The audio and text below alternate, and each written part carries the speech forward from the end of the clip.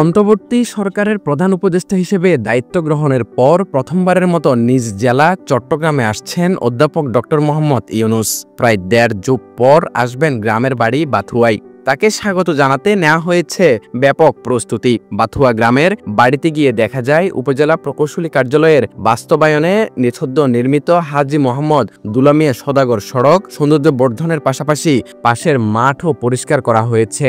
প্রধান উপদেষ্টার বাবার প্রত্যেক নিবাস হাজী মোহাম্মদ দুলামিয়া সওদাগর বাড়িতে হাটাজারি উপজেলা ও পৌরসভার কর্মকর্তা কর্মচারীরা নানা স্থাপনায় সৌন্দর্য বর্ধনের কাজ করছেন। বাড়ির তত্ত্বাবধায়ক মোহাম্মদ জামশেদের জরাজীর্ণ ঘর ভেঙে তৈরি করা হচ্ছে নতুন ঘর।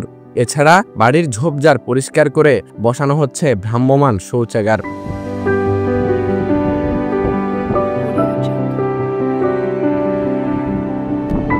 চট্টগ্রাম জেলা প্রশাসন ও বন্দর সূত্রে জানা গেছে, ডক্টর মোহাম্মদ ইউনূস চট্টগ্রামে পৌঁছানোর পর প্রথমে চট্টগ্রাম বন্দর পরিদর্শন করবেন। চট্টগ্রাম বন্দরের নিউমেরিন কন্টেইনার টার্মিনাল প্রাঙ্গণে একটি বিশেষ মতবিনিময় সভার আয়োজন করা হয়েছে। এ সভায় বন্দর কর্তৃপক্ষ বন্দর ব্যবস্থাপনা, কর্মক্ষমতা, ভবিষ্যৎ পরিকল্পনা এবং চলমান প্রকল্পগুলো নিয়ে একটি মাল্টিমিডিয়া উপস্থাপনা প্রদান করবে।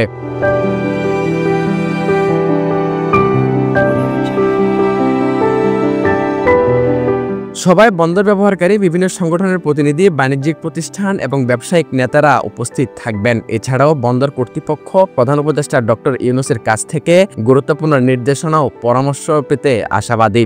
পরবর্তীতে চট্টগ্রাম সার্কিট হাউস থেকে সংক্ষিপ্ত অনুষ্ঠানে ডক্টর ইউনূস চট্টগ্রাম শহরের অন্যতম গুরুত্বপূর্ণ অবকাঠামো কালুরঘাট সেতুর ভিত্তিপ্রস্তর স্থাপন অনুষ্ঠানে যোগ দেবেন।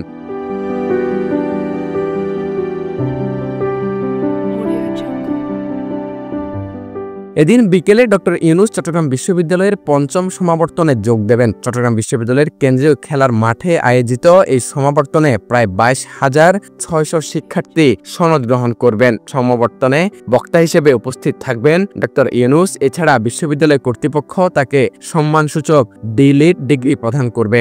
চট্টগ্রাম বিশ্ববিদ্যালয়ের অর্থনীতি বিভাগের সাবেক শিক্ষক হিসেবে ডক্টর ইউনূসের এই সম্মাননা বিশেষ গুরুত্ব বহন করে।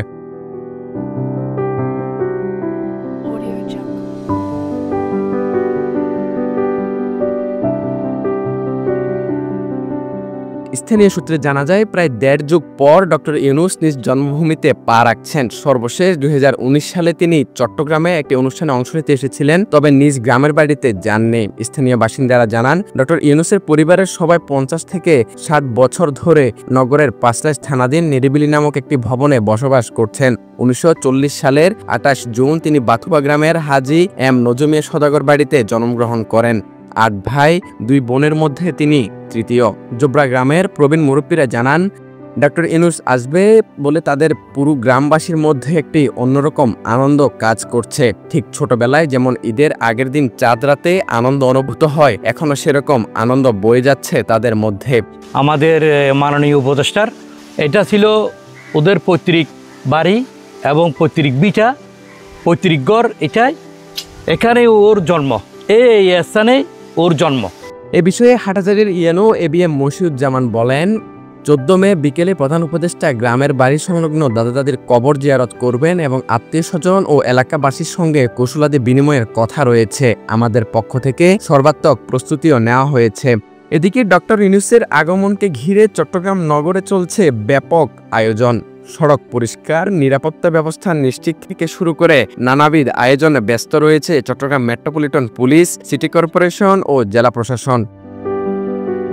আহমেদ শারজিল, বাংলাধারা, চট্টগ্রাম।